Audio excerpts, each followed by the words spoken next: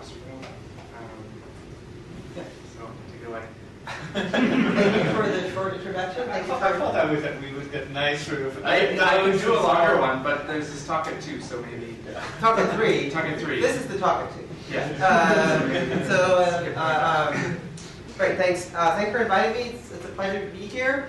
I always find it a little weird to go to an institute where there's lots of local experts on this stuff. So my talk will be rather general, broad astrophysics audience. So cosmologists should be able to understand and follow what I'm talking about. And the experts can just come and talk to me afterwards, and I'm happy to meet with them in their offices and give them all the gory details.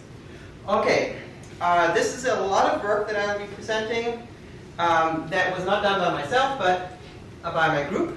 My grad students, Evan O'Connor, who's now a postdoc here, thank you for hiring him. Thank you for not hiring Roland Haas a couple of years ago when he applied here, and he's now in my group and works out great. Yeah, so these are all contributors, and so is our Zwicky supercomputer at Caltech to this work. Okay, so Core-Collapse Supernovae come from massive stars. So very briefly, for people who don't think about stars very much, this is sort of the very simplified burning chain.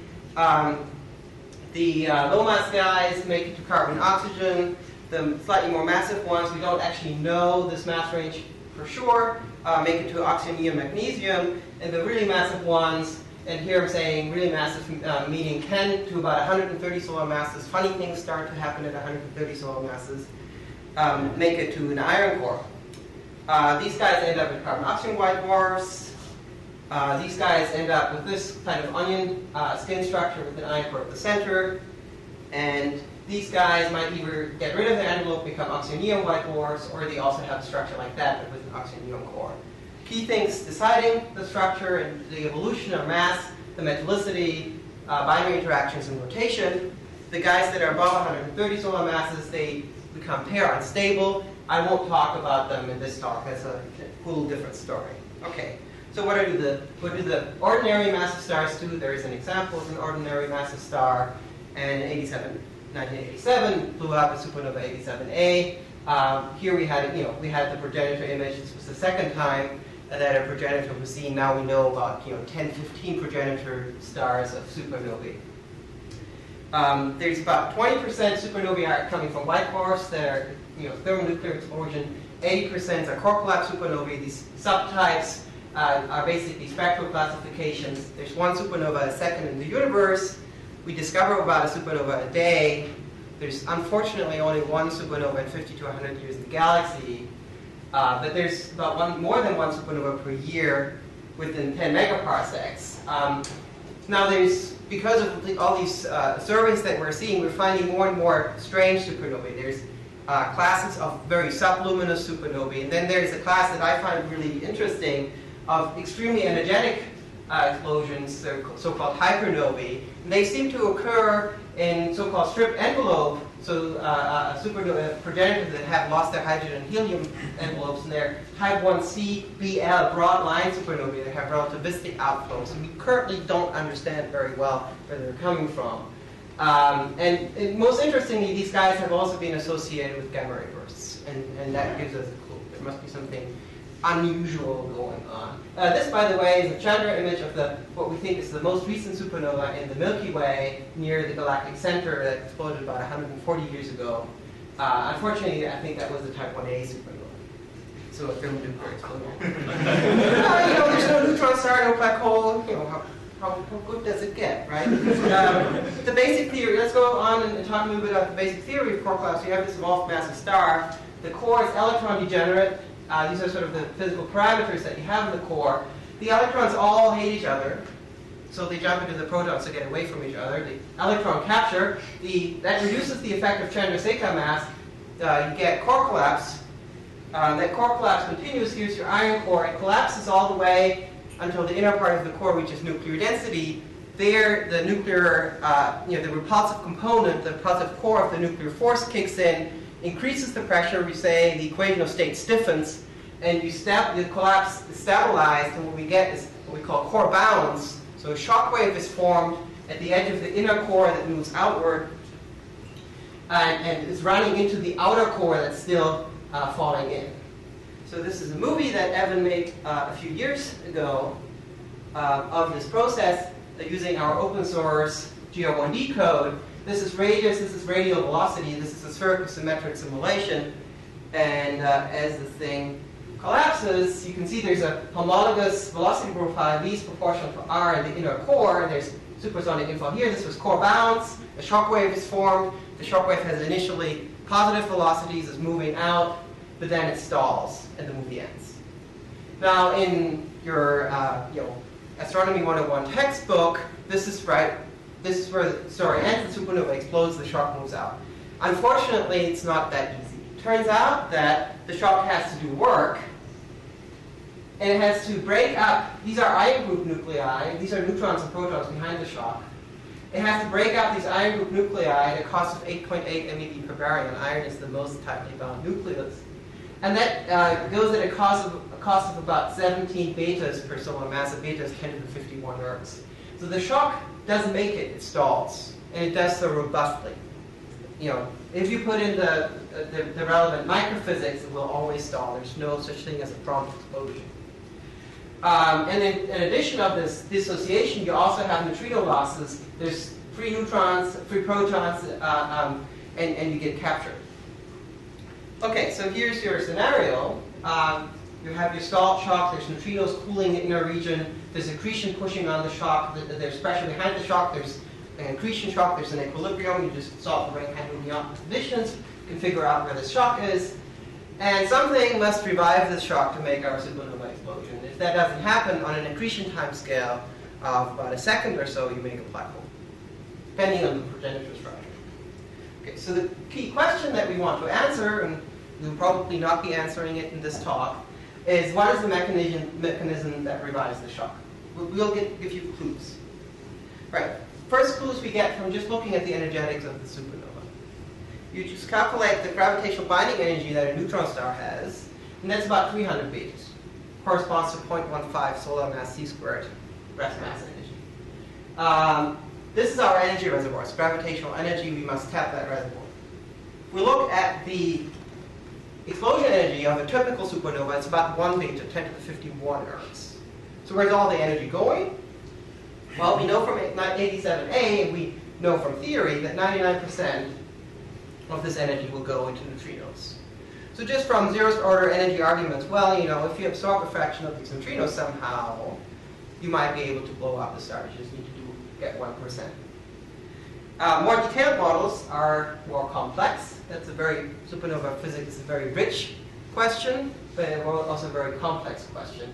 You need to include MHD to describe the dynamics of fluid. You want to include GR. You need to do lots of messy nuclear neutrino physics to get the nuclear equation of state, neutrino interactions, nuclear reactions. And importantly, you need to do radiation transport, because it turns out that neutrino transport is very subtle. You go from a regime where the neutrinos are in equilibrium with the matter, where the radiation field is isotropic, to a regime where the neutrino radiation field is completely anisotropic and forward peaked within the scale where the neutrinos need to interact with the matter to heat it. So you need to do neutrino transport. Unfortunately, nature tends to be 3D, so there's more complications. Rotation, fluid instabilities, MHD effects, and there might be multidimensional structure in the progenitor star from late stages of stellar evolution. So we want to have a 3D treatment, ideally. The way to do this is try to throw it on a big computer. The complexity of the problem is dominated by the transfer problem, because that's known formally 6 plus 1D, 3 space, 3 momentum space, 1 time dimension. And of course, the approach has been, people have done supernova models for the past 60 years now, is to reduce the dimensionality in space and in momentum space. So the first set of simulations was spherically symmetric by Colgate and White, Wilson, Arnett. Beta and Wilson in 85 came up with what we now call the neutrino mechanism, which I will describe on the next slide. And there have been spherically symmetric, full Boltzmann, fully energy, momentum space dependent calculations, notably by Matthias Liebendorfer, who was a fellow here for a while, and others. So here's the idea of the neutrino mechanism. This is a plot from a paper put out in 2008 that looks at neutrino heating, Q plus, minus neutrino cooling. Radius, and this is this cooling rate. You see there's a cooling region at some smaller radius where the temperature is high. There's even cooling processes going with Q to the 9. And then there is a region where there's net neutrino absorption, where Q plus is larger than Q minus. And this is the heating region where the matter can absorb, the matter is sufficiently cool to actually absorb energy from the neutrinos. And the basic idea is to heat that region, increase the pressure, push out the shock, blow out the star. Now, does this work? If you take a sufficiently low mass star that has a sufficiently steep density gradient at the edge of its core, yes, it does. This is a simulation from Kitawa et al. 2006, an 8.8 solar mass star. This is actually one of these guys that has an oxygen neon core, not an iron core. And these are different velocity profiles at different times. You can see here in A, the shock is stalled, and then it's being pushed out a bit, and then eventually becomes a dynamic explosion. So that's great. But then you take a 15 solar mass star. It's the star that we frequently see go up in supernova explosions. And that thing has more mass in the envelope and has a thicker oxygen shell and so on. And you fail to explode. So the neutrino mechanism, at least in spherical symmetry, fails. Can't explain ordinary massive stars unless there's something fundamentally wrong with our understanding of late stages of stellar evolution, which we can't exclude at this point. We just work with the stellar models that we get from the stellar evolution. Now let's take the next step, right? So spherical symmetry fails. What can we do? We get bigger computers. In the 90s, we can start doing 2D simulations, axis symmetry. And there you get interesting stuff happening. You can drive convection. There's actually two regions where the supernova is convectively unstable. In the protoneutron star, there's a lepton gradient. And that will lead to convection. This is an image of streamlines from protoneutron star convection from a study we did in 2005. There's convection in the region where you can, where neutrinos are heating things. You can see there's a radially decreasing heating rate, so that will give you a negative entropy gradient, which is convectively unstable. And then there's a new instability that was discovered in the early 2000s called the standing accretion shock instability. I'll talk about this in a bit. And you can have rotational magnetic fields, which could do interesting things. So let's look at the standing accretion shock instability. And it was shown in simulations first by Blondin et al. In 2003. And then there has been some really nice work here coming out of CITA by Rodrigo Fernandez and Chris Thompson. And here is a movie of what that instability looks like. So this is a collapsing core. It's an entropy color map, velocity streamlines. Here's core bounce. There's the shock front. There's a bit of convection going on. And then over time, a low mode instability develops that leads to a sloshing motion of the shock. What's your equation of state here? I should know. But That is the full equation of state NSE thing. So it's very messy. So you get this up and down sloshing of the shock that's preferably L equals 1, and it's preferably along the symmetry axis. This is a 2D simulation. Now, if a 2D thing does something along its symmetry axis, you'd always be nervous about this. And I've always been nervous about this. So what is causing that instability? And now I'm, it gets a little dicey because I'm not one of these guys doing these careful linear analysis calculations. This is an image I took from Fabrizio's talk. And basically the idea is you have vorticity perturbations at the shock front that propagate down, hit the protoneutron star, are reflected as acoustic waves. They go back up to the shock front and increase the perturbation. You get an advective acoustic cycle that, as linear perturbation analysis shows, has the lowest, the fastest growing mode is the L equals 1 mode. It's not quite clear yet what is leading to the saturation of the instability, but people muse, and this is Fabrizio's group, that this causes the vorticity perturbation becomes so large that you get Kelvin-Helmholtz instabilities, and you also get entropy gradients from that through secondary shocks that will eventually lead to saturation. And it turns out when you turn off neutrino heating, this instability becomes even stronger. So that's an interesting thing. There's a subtle interplay of the SASI with neutrino-driven convection. And this is again a plot I took from Thierry Fabrizio's work, where convection is in principle unstable at all else but it will, in the heating region, grow at L7 or 5 to 8. If that convection starts growing early, it may perturb these SASI modes. It may keep it from, keep these SASI modes from leading to large-scale amplitudes. And there is something subtle in a supernova. It's not like in a star where you basically are at hydrostatic equilibrium. But in a supernova, in order for a convective plume to grow, it needs to actually grow to a nonlinear scale before it leaves the region that's convectively unstable, right? So there's, in the supernova, there's this large accretion rate pushing down, and if you have a small perturbation, that perturbation needs to grow before it's evacted out of the convectively unstable region. And we compare the effective timescale that it takes to go through over the buoyancy timescale, which is 1 over the Brunt-Vesely frequency. And you get, and this is again from Klitzo's work, that you need to have this chi larger than 3 satisfied for convection to grow, unless the convective seeds are already nonlinear and will grow anyway. So that's something to keep in mind. And I'll get back to this when I start talking about the 3D simulations. Now, what is the net effect of the whole set of 2D simulations? Well, in 2D you have this additional degree of freedom. It's not just radial motion, but it's lateral motion. So a given fluid element entering the shock from above has more degrees of freedom, can spend more time in the region where it can absorb energy, which ultimately increases the neutrino heating efficiency, and the 2D models explode more easily. Now, do we have robust explosions? My answer to that question will be no. This is a plot I took from my colleague's paper from Garching, Bernhard Müller, where he ran the same stellar model with various different ways of doing the simulation. Newtonian, GR, 1D, 2D. The thin lines are 1D. This is the shock radius, by the way. So the shock radius should trend to infinity if you get an explosion. The shock radius in 1D just continues to decline. In 2D, he ran this thing with Newtonian, with GR, with different kinds of neutrino interactions. And he finds if he does GR, G15 here, with his full bells and whistles, he gets an explosion. But then if he changes his full bells and whistles a little bit, he doesn't get an explosion. And that makes me very uneasy because I think nature needs to be pretty robust, right? We see a supernova blow up a day, that better work and not depend on too many subtle details.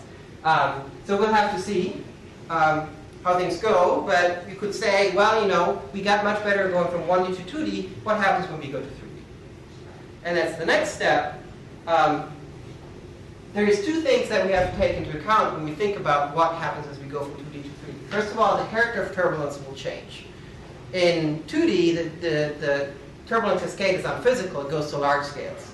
In 3D, we'll go to small scales. And we have yet another degree of freedom. So the question is the neutrino mechanism robust in 3D? To answer this, we have to overcome a big computational challenge because it's a multi-scale problem. You need to include the scale of the core of the supernova. You have to resolve turbulence. The 10 meter is probably an underestimate of what you need to resolve. It's a multi-physics problem, as I mentioned before, so you end up, when you do the calculation of the back of your envelope, you have a memory footprint on a good day of 10 terabytes, and you need to have 100,000 petaflops. So you need to have a petaflop machine for 100,000 seconds to really do it. So we can't do that. We need to make approximations. So I'm going to talk a little bit about these approximations and what is being done right now. So this is a very active field. This is just probably an incomplete list of what happened in the last 3 years. These are all pioneering 3D studies. The kind of approximations that the community is making is, number 1, gravity. Some groups, including mine, are trying to do this in full GR, which is very expensive. Others use, basically assume the matter distribution is ferrically symmetric and use the Newtonian approximation. There's lots of approximations for neutrinos. Some people just dial in and keep them fixed, neutrino luminosities. That's what we call the light bulb. Just shines at you with the same luminosity all the time, no matter where you are. What we do is, at Caltech, we have a leakage scheme where we compute an optical depth and then compute by just making a random walk argument how many neutrinos are leaking out in a given time step. that gives us a source term or sink term for the electron number and a sink term for the energy. More aspiring groups in Japan have started to do gray radiation hydro and even multi-group radiation hydro, but the price they pay for that is resolution. Their stuff is currently completely under-resolved. So what we're doing in a little more details, we use open source codes to do these simulations. You actively develop them. You can download them at einsteintoolkit.org. We do this in full GR using the BSSN evolution system. Don't need to know the details of this. This is a common thing also used for merging neutron stars or merging black holes.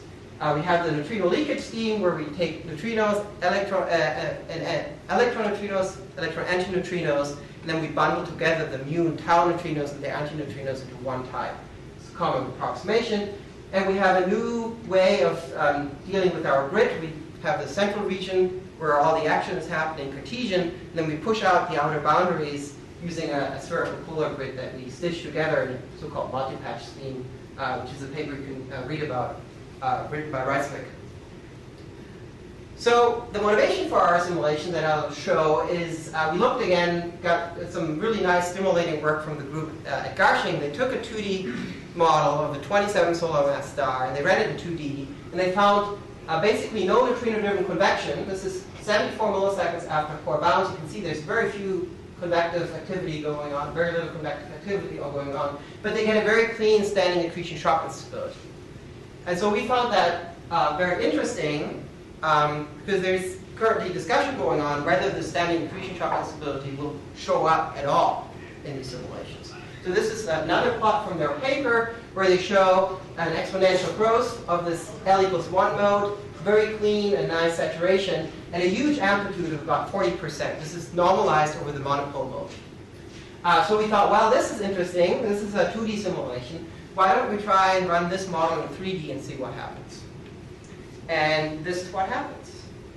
This is a movie of a slice through the star. And it's the same progenitor that they did, but in 3D. And remember this up and down sloshing that was in the previous movie.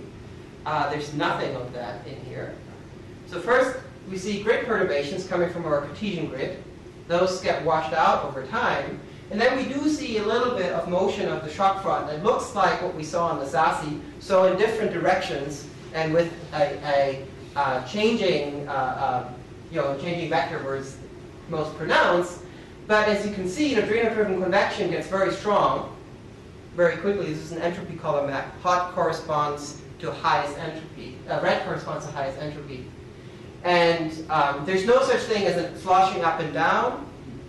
And it's basically neutrino-driven convection that starts out with small cells that combine to large convective cells in high entropy regions that then pick a direction and push the shock out in that way. Have you run this in 2D as well? We can't run it in 2D. I can explain why, if you want. The thing is, the Einstein equations are pretty subtle. And if you have spherical polar coordinates in 2D, or cylindrical coordinates, near the axis you have 1 over r terms. And we have not been able, and I think there's actually one group now that has been able to do that, but we've not been able to actually regularize that in a way that we can run the simulation without accumulating huge errors. So we can actually only run that model in 3D. Was the Garching simulation GR? Yes, but not free evolution GR, but conformally flat GR, where you basically solve elliptic equations, and you can more easily control errors there. Whereas our evolution system is free evolution, where we can't do that. If you have a Cartesian to make a spherical grid, you can't do that in 3D. No, that runs. It just works in 3D. Unfortunately, that is one of the problems, and also the referee didn't like that. So here's a volume rendering of that same simulation, where we picked a few entropy surfaces and tracked them. And blue is the, come on. What happened to my movie? Blue is the lowest entropy surface. This is basically the boundary between the outer core that's infalling, it's very low entropy, and this is the shock front. So you can see there's initial transient perturbations just from the Cartesian grid that we can't get around when the shock first forms. And then you see a little bit of that, what we probably call SASI. And then you get neutrino-driven convection pumping up the entropy. Now there's green region, a hotter region. In a bit, there will be a yellow region popping up, and then a red region. And once the red region, the high entropy, this is about 20 kV per baryon. When that pops up, the shock starts to expand, and preferentially expands in the direction of the high entropy bubbles that push it out. I can now start seeing fine structure on the shock front where bubbles push out the shock front a little bit, and it's just one large boiling thing. And here you go, this hot bubble appears and pushes it out. Now we're rotating around to show you the 3D structure of the thing. So it's very aspherical. The dominant mode of asphericity is an L=1 mode, but it's not oscillatory. It's basically a Relativity. Yeah, it's basically a large Relativity solution that combines over time to one large blob, which is that thing down here. And there's a few of these large blobs, actually. I don't think the linear SASI problem has been done with viscosity. You can check how sensitive the growth is to a finite but modest viscosity. Yeah, well, I mean, the viscosity coming from magnetic fields. Well, no, in your case, coming from the C turbulence. I see. Driven by Okay, the I see. Right. Yeah. Right. This is a simulation without magnetic field, by the way. That will be coming next. Also, well, I'll get to this on this slide. This shows you the L=1 mode in a similar model. This is actually not the movie I showed you. There is a parameter. These simulations are still have parameters attached to them. They're not first principle in the sense that we just let things go and we don't tune things. In order to get that particular explosion, we increase the heating efficiency of neutrinos. This is the baseline model with the standard heating efficiency. And you can see, this is again, this is the log plot of the same thing up here. You do get an exponential growth phase, and then you saturate. But we find that we saturate about at roughly a tenth of the amplitude than was seen by the Gaussian 2D simulation. Now, we think there's two reasons for this. Reason number one, in 3D, you split up the L=1 power into M modes. And the other thing is that we get really strong neutrino-driven convection that damps the development of the SASI. And the reason we get this convection is because we have these large seed perturbations that are nonlinear to begin with, so they are not swept out of the convectively unstable region, which is something that happens in the Gaussian simulation, where they have such a high convection speed and small perturbations because they have a really nice perturbation, almost perturbation-free spherical polar grid. So that shows you the limitations of our approach, which is Cartesian and based on adaptive measure. So to conclude, what we do find in the 3D simulation, this is something found by other 3D simulations, for example, those done by the Princeton group, is that a non-oscillatory low mode asymmetry develops in models that trend towards explosion. The downside of all these models is that they're either under-resolved or parameterized. So it's not yet clear whether 3D will be the final answer, and will make these explosions robust. So as just one caveat, I want to mention that, additional caveat, that another nice study by Hanke et al., where they studied resolution dependence of the problem in 3D, found as they increased resolution, resolved tighter scales in 3D, they actually found it harder to explode. So final answer is not there, but clearly we're starting to get some really interesting asymmetries that can, for example, explain hydrodynamically pulsar kicks, and that has been done recently in some nice work. But I haven't talked about magnetic fields yet, and I haven't talked about these extreme supernovae yet, and I haven't talked about the connection that we could have between supernovae and long GRBs. So I want to go on to that and look at the case, which I think, look at the thing which I think is the key ingredient for making explosions that are super energetic. Before you Yes. do that, Okay. do you have an estimate of the kick you get out of your 3D No. It's too early. We are able to evolve this to about 150 milliseconds. We would have to evolve this for 3-4 times as long to do it. The reason we stop it there is because we ran out of memory. This is 3 terabytes and can't fit in more. So we don't have a quick estimate. So what I want to do is go on to talk about rapid rotation. So this is a plot showing radius, and this is angular velocity. The dashed lines are the pre-collapse values in the star. These are a bunch of different progenitors that are said to be potential progenitors for gamma ray bursts. And these are the collapsed angular velocities. This comes from Desart O'Connor in 2012. You get about a factor of 1,000 spin up as you collapse. You get rotational energies of about 10 beta, 10 to the 52 ergs. And then importantly, you get very strong differential rotation. In the region between 10 kilometers and 100 kilometers, there is a factor of 100 drop in the angular velocity. Now, the lowest energy state of any system is uniform rotation. So if you have a process like the Magnetorotational Instability that will work on shear, it can take that shear energy and convert it in magnetic field. It can dissipate it into heat. So there's an energy source that we haven't talked about yet. So here's a movie from a simulation we did in 2007 where we looked at what happens when you add magnetic field to these collapse simulations and take a very rapidly rotating progenitor, put in a large seed field to mimic the effect that the magnetorotational instability would have could we resolve it, which is a problem, and look at what can happen. So here is a 2D simulation with an initially purely colloidal field, as you can see here, and thing collapses. Makes protoneutron star, the shock stalls just in a normal supernova explosion. But over time, the magnetic field gets wound up. You make toroidal field out of colloidal field, and you get magnetic pressure gradients leading to a jet-driven explosion.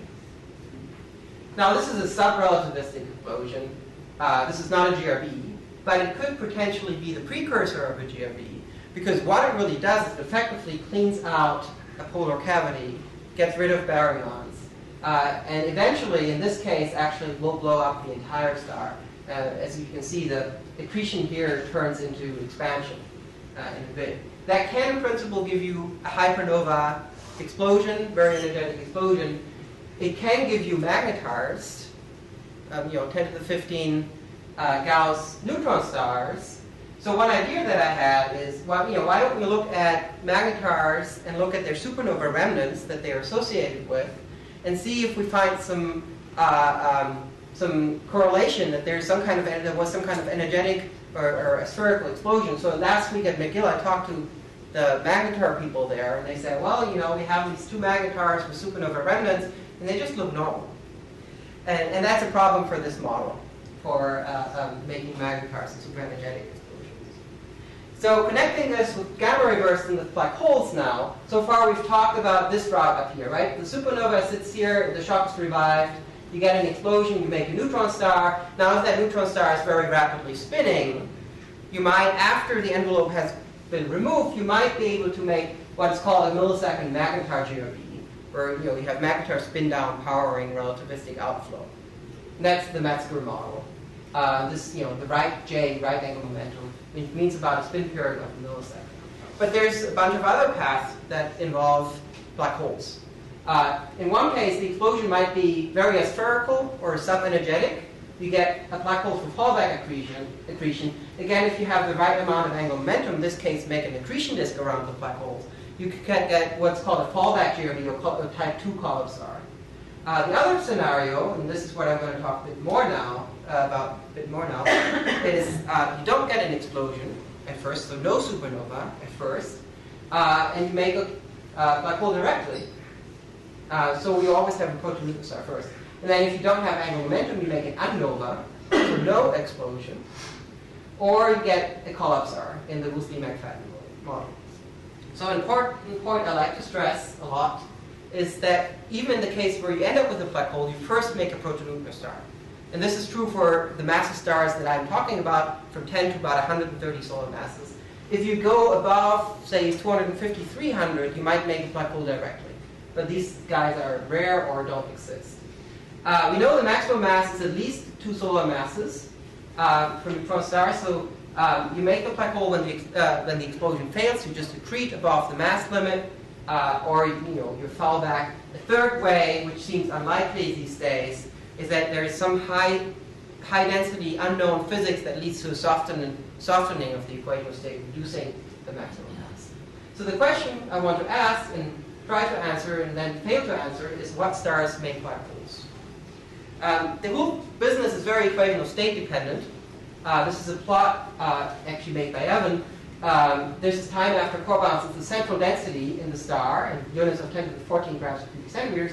These are different equations of state using different models, different parameters. And you can see the proto-neutron star survives at different times after core bounce depending on the stiffness of the equational state. And of course depending on the accretion rate, which is plotted here. So we can ask, well, in order to figure out what stars might make black holes and which don't, we need to find some kind of metric to measure how difficult it is to blow up a star. And we do that with our 1D code. This should be seen more of a semi-quantitative study, where we basically tune a parameter and then we record what efficiency we need to have in depositing neutrino energy. There's a reservoir given to you by the structure of the star, which is the neutrino accretion luminosity, and this is the neutrino heating function. So you take a star, you crank up that parameter, you record the heating efficiency, and you record when it explodes. And then you do this for many stars, and you parameterize it with a function that we call the compactness parameter. We take a certain amount of mass over the radius that encloses that mass. And the typical mass scale for black hole formation is about 2.5 solar masses, which is conservative gas on the neutron star upper mass. So we do this for 100 different progenitors. We parameterize these progenitors in terms of their compactness parameter, which encapsulates the accretion rate, and we do this for different equations of state and look at the systematics. So there's lots of dots on this plot. Here's the compactness parameter. Here's the heating efficiency that we need. This is the typical efficiency that you get from full-blown neutrino transport calculations. And there's a lot of scatter here, and you should not trust any single dot on that plot, because it's a semi-quantitative thing, but you should trust trends that you see. And you see a trend, a clear trend, as you go up in that compactness, it becomes harder and harder to explode. So now we want to go back and say what stars make black holes. We need to somehow, we're interested, does a 20 solar mass star make black holes? So we need to convolve this back and see what stars make black holes. For that, we need to make a cut. We can put that cut somewhere. It looks like the slope of this heating efficiency curve changes around 0.45, so let's make the cut here. Say stars above that make black holes, stars below don't. And then go back to our model sets that we have from stellar evolution and look at what we get. So this is what we did. These are different stellar evolution model sets. The green stuff is what just leaves behind a neutron star. The black ones leave behind a black hole. You find at zero metallicity, you find that you get about 13% of massive stars make black holes. The cut is somewhere around 35 solar masses or so. At solar metallicity, the problem is unsolved, because as you can see, these are both studies using solar metallicity, and you get completely different answers of what stars make black holes. The reason being that the physics of mass loss and the way it's included in stellar evolution is absolutely or highly uncertain.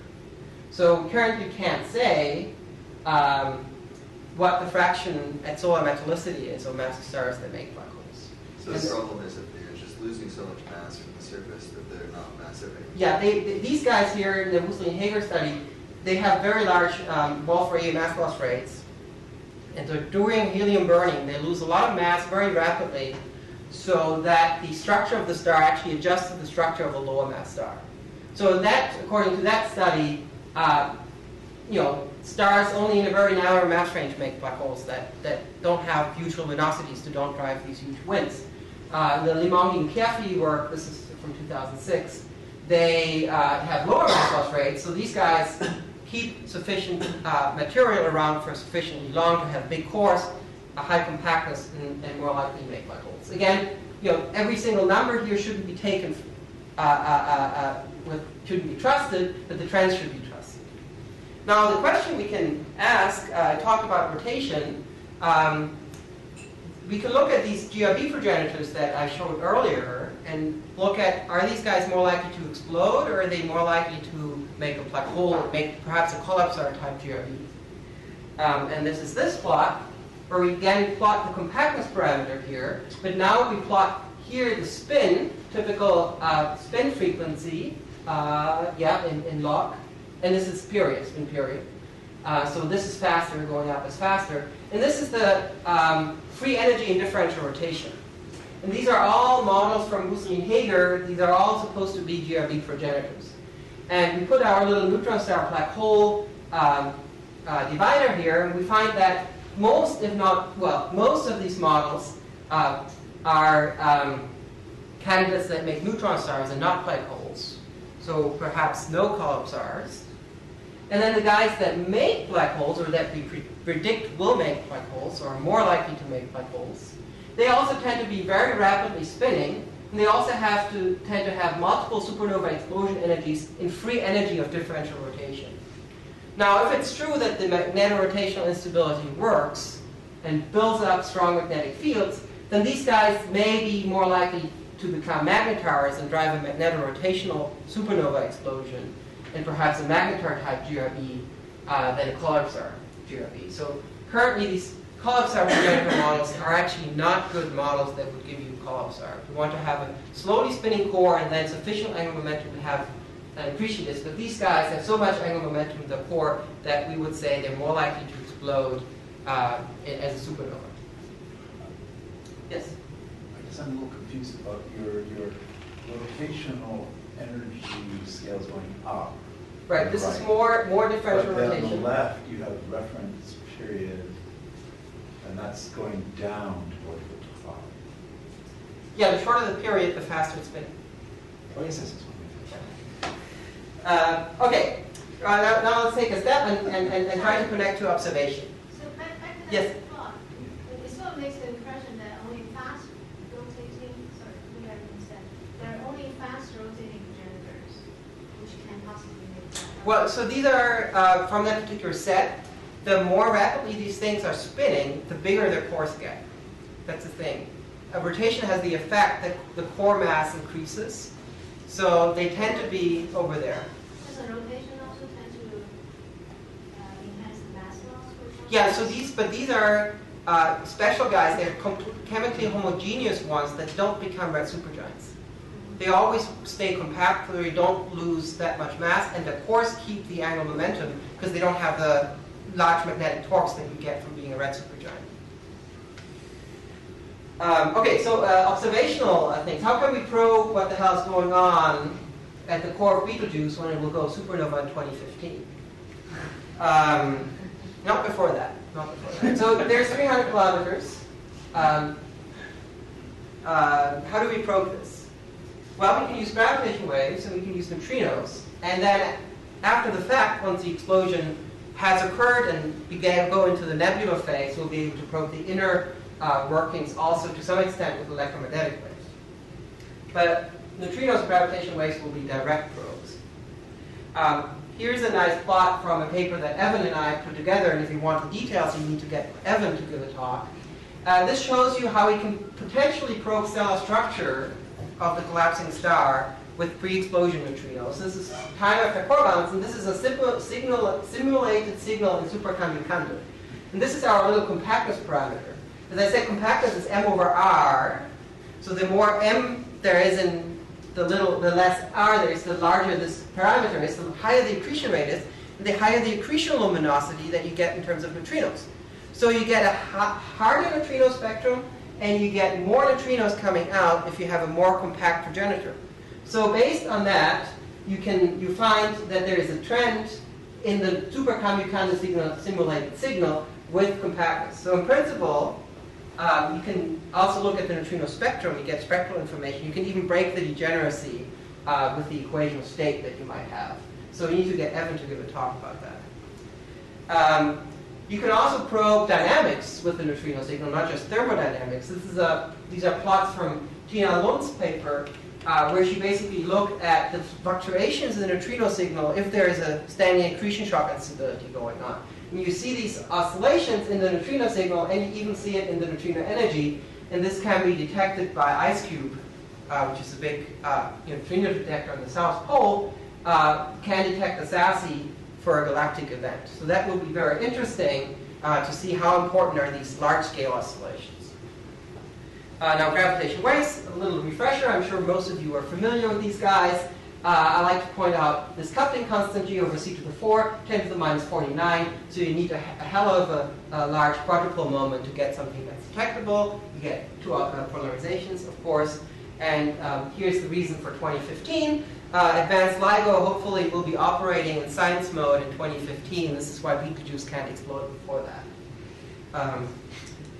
All right, so we need to have time-changing quadrupole moment to get gravitational waves from a supernova. Of course, we've seen in the movies there's lots of non-spherical dynamics going on. There's a bunch of different processes that will emit gravitational waves.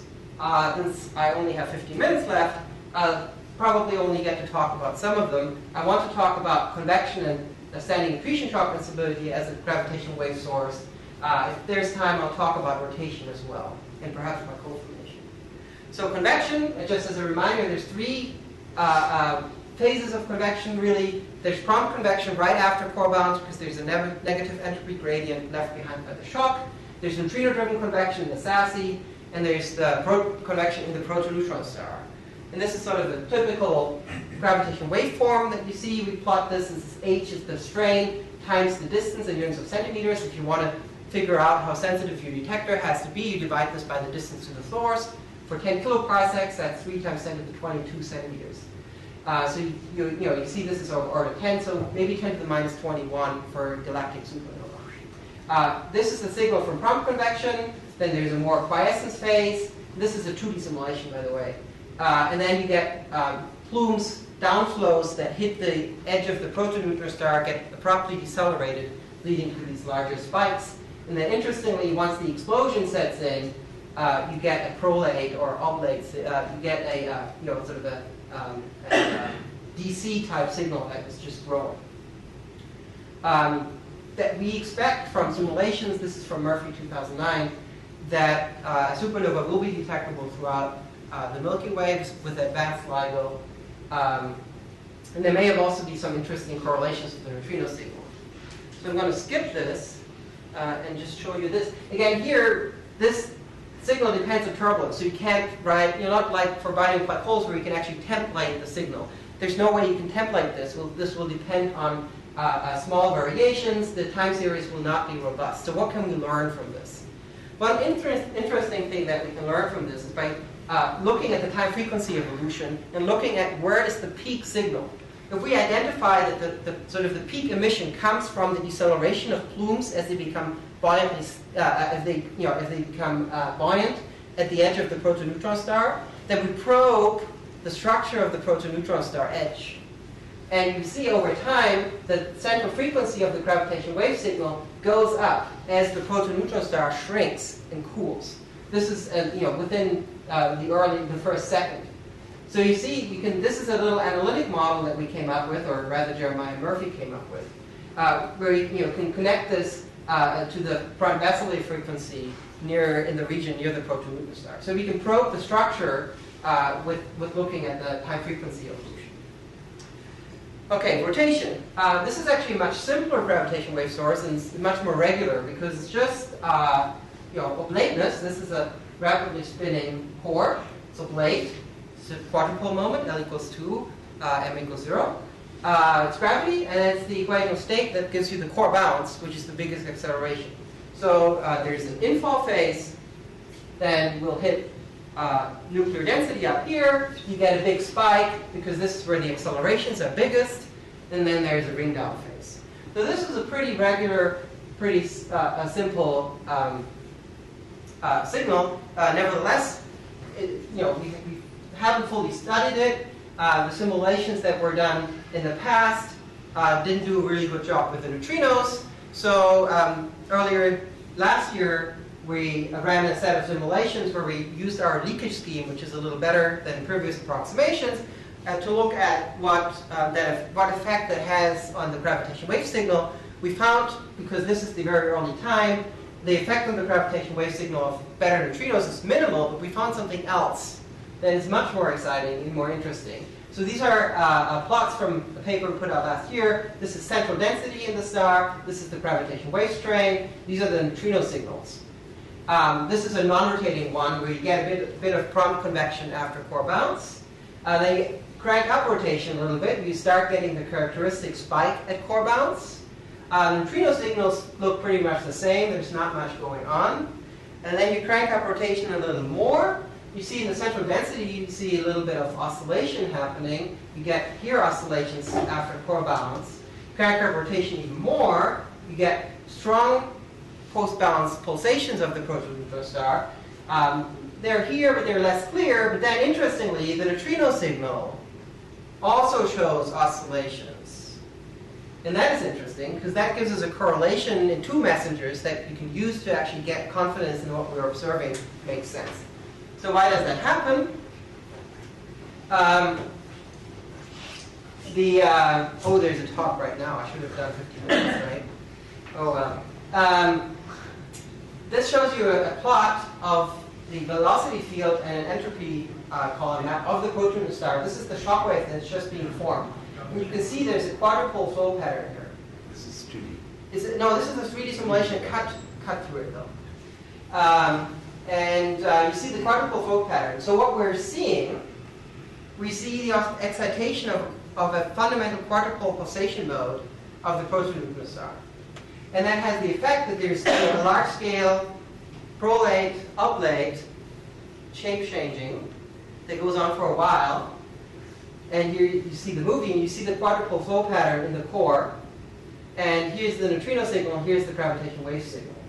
The reason we see modulations in the neutrino signal is because the neutrino sphere has now a time-dependent radius and a time-dependent shape, which means you see regions that are trapped, and then they become untrapped, and they become trapped again. So your neutrino luminosity, the neutrinos that can stream out at a given moment, varies. So if you manage to see that signal in combination with the gravitational wave signal, you get some confidence about how rapidly the core was spinning. It was collapsing. Now, can we see that in gravitational waves? Here is the typical gravitational wave sensitivity plot, frequency, strain, and these are sort of detector curves, and these are Fourier transforms of our waveforms. So for galactic supernova advanced light, which would have not a problem detecting this, it's a little tougher in neutrinos because initially the neutrino luminosity is not very high, and you need to have very good timing accuracy. It turns out that Kamiokande would not see, the current super Kamiokande detector would not see these variations in the neutrino signal, but a future hyper Kamiokande detector, which has nearly a megaton of water, might be able to see it. These are these error bars here. Unfortunately, fortunately, IceCube can see it if the supernova is sufficiently close in the kiloparsec. But its timing accuracy, at least its current timing accuracy, does not allow you to actually capture the 800 Hertz oscillations that we see. Okay, so finally, just one slide talking about black hole formation and the gravitational wave signal.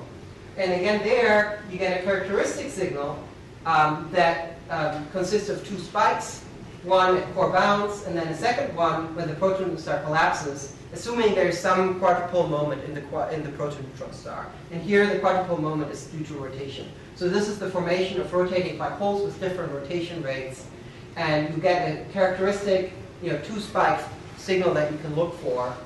There's one that signals core bounce, and the second one signals black hole formation. Okay, so let me wrap up. I think the basics of Core-Collapse supernova theory are understood. but now we're trying to work out the details and get things right. I think the multidimensional neutrino mechanism is still the best bet for explaining garden variety supernova explosions. But the next step that the community has to take, and that will take some time, is to get fully self-consistent, well-resolved 3D models. And I like to remind people that the next galactic supernova has actually already exploded. We're just waiting for the gravitational waves and neutrinos to get here. But again, not before 2015, I would think that. But then if 2015 P2 explodes, we'll learn a lot of supernova physics from neutrinos and gravitational waves. Thank you.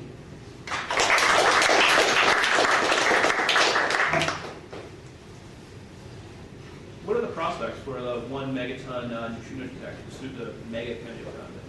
So I was at Neutrino 2012, which is a big neutrino conference in Kyoto this last year, and they have advanced to sort of the second stage in their proposal process. They now are writing white papers, and it does look quite good.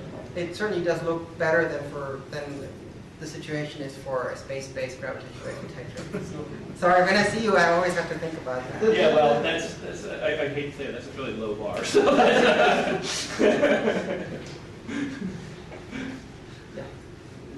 Regarding the neutrino transport, can you give us a qualitative? I mean, there's sort of a few things going on. Obviously, the faster the neutrinos leak out, the higher the luminosity of the gain region.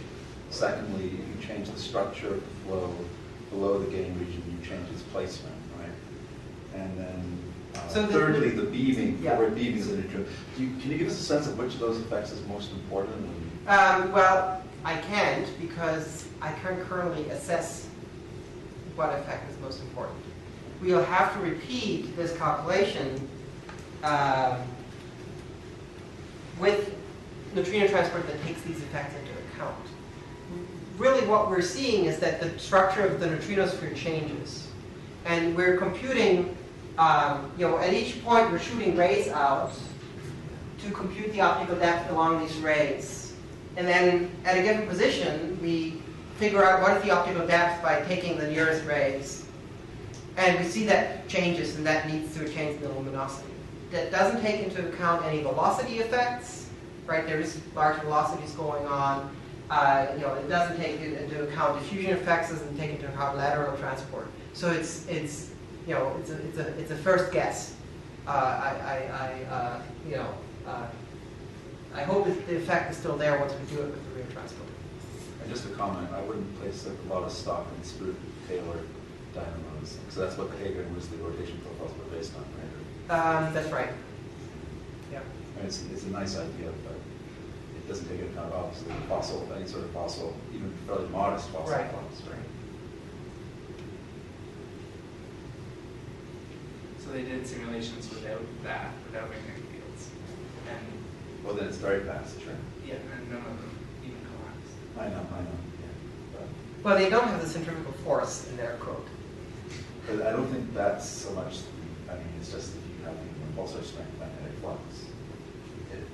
We used to be saying, in the case of the sun, right, you just need a microgas. But obviously, the strength of the E goes up, but it's basically the Poisson Fane time is equal to the evolution time of the density profile of the core.